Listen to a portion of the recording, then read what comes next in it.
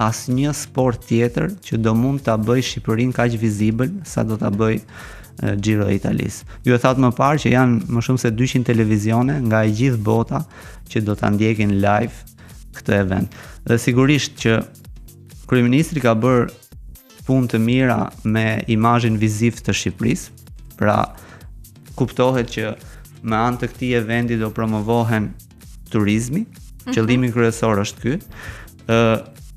Do promovohen rrugët ku si pasojë më pas mund të na mbeten rezultate pozitive sepse funksionon në sportin e ciklizmit funksionon në këtë mënyrë. Ekipet të ndryshme, siç janë dhe ekipet profesionist, në sezonin e pushimit, në sezonin dimror, shkojnë në përkambe trajnimi ku aktualisht është shumë e frekuentuar Spanja. Okay. Mund të kthehet në të ardhmen si destinacion Shqipëria, duke qenë sepse ka resurse shumë të mira natyrore, pra kemi shumë afër malet ku sportistët mund stërviten, natyra është e mrekullueshme, kemi pothuajse 9 ose 10 muaj kohë të ngrohtë me diell, ku ciklizmi ka nevojë dhe kemi shumë pak shira.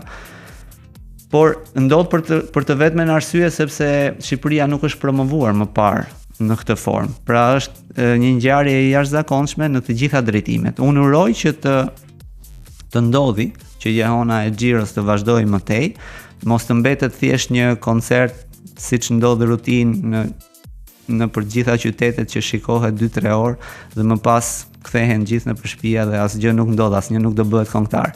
Uroj që dhe Giro e Italisë të lë pasoja në rinin shqiptare dhe mos ndodhi që mos kemi asnjë ciklist më pas. Po, pra. Megjithatë, mbetet për të parë, sepse unë thash më parë që ne nuk jemi fare të përgatitur në lidhje me këtë drejtim, sepse menaxhimi i klubeve sigurisht kërkon një çështje logjistike, pra kërkon një staf të mirë përgatitur, kërkon një lokacion ku ata duhet të stacionohen, nuk është e mjaftueshme vetëm hoteli, por duhet të ketë edhe asistencën teknike të duhur, ku për momentin në Shqipëri janë